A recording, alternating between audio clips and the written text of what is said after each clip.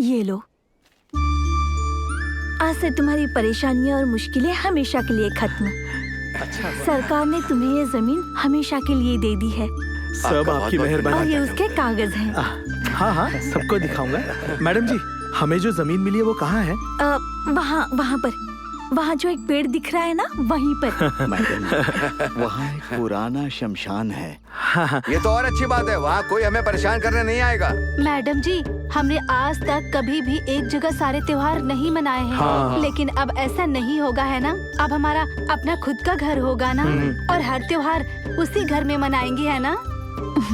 Madam जी, आपके सामने हमारे पास भी एक छोटी सी जगह है, ऐसा बोलने पर बहुत खुशी होती है। ये अपनी जमीन, अपना घर। हम उड़ते हुए जाएंगे और उड़ते हुए आएंगे।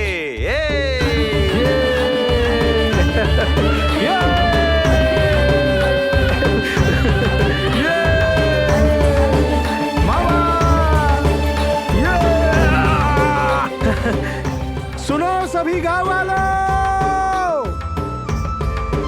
अब आपके घर के सामने हम झोपड़ी नहीं बनाएंगे, ठीक है ना?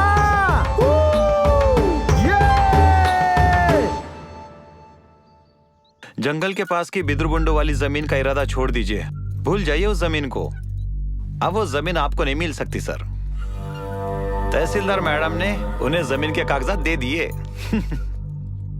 उसने सिर्फ दस्तावेज दिए हैं, पर मैंने अभी भी उन्हें उसका फायदा नहीं लेने दिया। हे मारुति नंदन, सबका भला कर।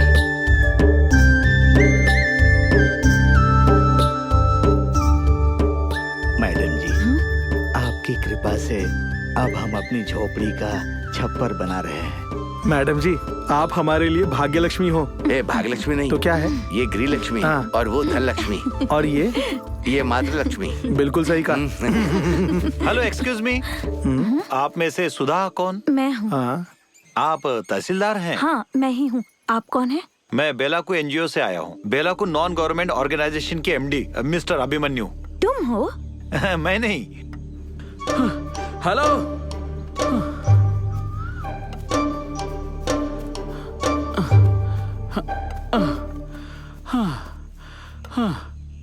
मैंने इनको बता दिया सर। ये लोग कौन है मैडम? ये वही हैं जो आपके बेटे को लेकर गए थे। ओह, मतलब शारदा जी के। वो मेरी दादी हैं। 40 साल पहले आपकी दादी इनके बेटे को यहाँ से लेकर गई थी। उसकी लाश भेज दी और रिकॉर्ड से नाम भी मिटा दिया। वो कहाँ है? अब वो मर चुका है और स्वर्ग में है। मैडम, पहले सोशल मीडिया पे हमारे एनजीओ के खिलाफ किए गए कमेंट्स को हटा दो। सिर्फ यही बात कहने के लिए मैं तुम्हें ढूंढते हुए यहाँ तक आ गया हूँ। सिर्फ सोशल मीडिया पर बैड कमेंट्स ही नहीं, पुलिस कंप्लेंट भी करनी चाहिए। हेलो मैडम, हम लोगों को टेररिस्ट बनाने का काम नहीं करते हैं। मेरी दादी की जमीन से हजारों लोगों ने यहाँ पर अपनी जिंदगी फिर से बनाई है। मुझे एक्सक्यूजेस नहीं सुनना, इनके बेटे के बारे में बताओ। मैं वही कहने वाला हूँ। येंते गोड्डा जैसा तुम कह रही हो, उसकी डेथ रिपोर्ट करके हमारी ऑर्गेनाइजेशन से कोई भी नहीं आया। तो फिर हमने लाश किसकी जलाई थी? आपने जो यशवंत कहकर जिसकी लाश भेजी थी, वो कौन था? वो हमारा अपना था। हमने रोना धोना करके उसकी अंतिम विदाई भी कर दी। अगर मैं गलत नहीं हूँ तो येंटे गोड्डा अभी भी जिंदा है, वो अभी तक मरा नहीं है। हाँ। मेरा बेटा जिंदा है। क्या? हाँ साहब, मेरा बेटा जिंदा है, तो मुझे उसे देखना है साहब, मुझे उससे मिलना है। देखिए, आपका बेटा हमारे संस्थान में सिर्फ 5 साल था, फिर वो कहाँ गया हमें नहीं पता। देखिए, अनजाने में ही सही, हमसे गलती तो हुई है। इनका बेटा येंटे गुड्डा कहाँ है, कैसा है, जिंदा है या मर गया, मैं जानकारी निकाल कर आप तक जल्द से जल्द पहुँचा दूंगा। मैं अपनी दादी और हमारे एनजीओ को लेकर अफवाह दूर कर दूंगा। चलो। हाँ सर। ऑफिस में फाइल्स कौन हैंडल कर रहा है? मिस्टर मूर्ति सर। हाँ, उसको बोलो येंटे गुड्डा की डिटेल्स निकाले। सर, ये वो पेपर है जो आपकी नानी ने साथ में लाया था, और ये उसकी फोटो है सर। उसकी कोई और फोटो नहीं है? नहीं है सर। और कौन था उसके साथ में? नहीं सर, इसके साथ कोई नहीं था, ये आपकी नानी ने कंफर्म किया था। जो लोग यहाँ से गए उनकी डिटेल्स कहाँ है? सर, देता हूँ अभी।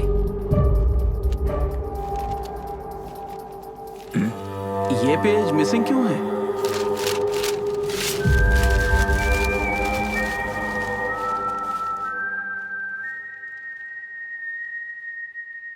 उस साल 6 लोग वहाँ से बाहर गए थे सर। सिर्फ 5 जन की डिटेल्स ही इस फाइल में है। येंते गोटा के बारे में कोई डिटेल्स नहीं है। अगर ऐसा है तो उस साल जो लोग भी यहाँ से गए थे, अगर उनसे हम बात करें तो शायद उसके बारे में हमें कुछ पता चले। येंते गुड्डा, मैंने उसका नाम नहीं सुना सर। मुझे याद नहीं है सर। मुझे पता है सर। हाँ? मैं भूल गया सर। वो येंते गुड्डा के बारे में मुझे नहीं पता। कोई और नाम है तो बताओ, मैं बता दूंगा। वो शकलेशपुर वाले सदाशिवा को एक बार पूछ कर देखिए। उसके घर थोड़े दिनों के लिए रुका था वो।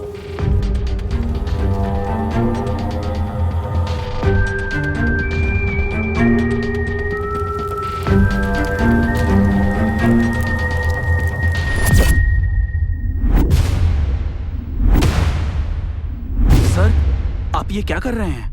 तो और क्या करूं फिर? जब अभी लापता हुए लोगों का पता लगाना इतना मुश्किल है, तो आप 40 साल पुरानी फोटो दिखाकर कैसे इसे ढूंढने की कोशिश कर रहे हो? ओह, मैंने तो दोस्त से हेल्प मांगी जो पुलिस में है। तुमने तो डरा दिया भाई। क्या पुलिस के पास शिव के जैसे 3 आंखें हैं, या ब्रह्मा जैसे 4 सिर है, या विष्णु जैसे 6 हाथ है? हम भी तो इंसान ही हैं, जैसे तुम। गलती की मैंने जो तुझसे हेल्प मांगी। मेरे पास तो दिमाग ही नहीं पता है मुझे, टेंशन मत ले। फोटो है तो दिखा।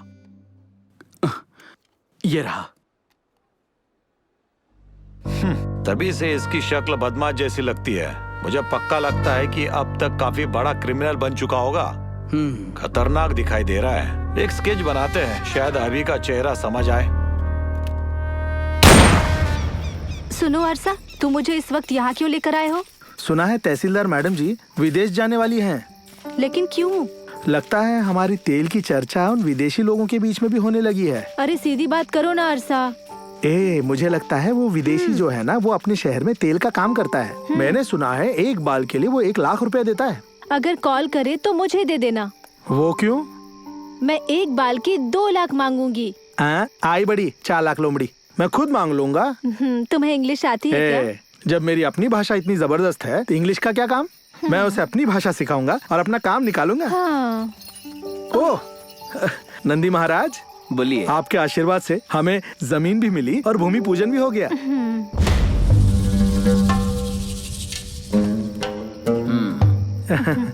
कोई भी संकट शाश्वत नहीं है और ना ही कोई खुशी शाश्वत है। महादेव का आशीर्वाद आप पर बना रहे। आओ नंदी। रची, नंदी महाराज को जो वादा किया था गुड़ और केला खिलाने का, वो हमें पूरा करना होगा। वैसे अरसा, अगर हम बहुत सारा पैसा कमाएंगे तो हम उसका क्या करेंगे? ए पगली, हर बार सवाल करती रहती है। एक बड़ा सा महल बनाएंगे जिसमें छोटा सा कमरा होगा। उस छोटे से कमरे में हम साथ रहेंगे और गुटरगू करेंगे। और फिर? उसके बाद हमें छोटे छोटे बच्चे होंगे। बच्चों को नहलाने धुलाने के लिए मामा को रख लेंगे। उसके बाद बचे हुए पैसों से हमारे गांव के लोगों की जिंदगी को रोशन करेंगे।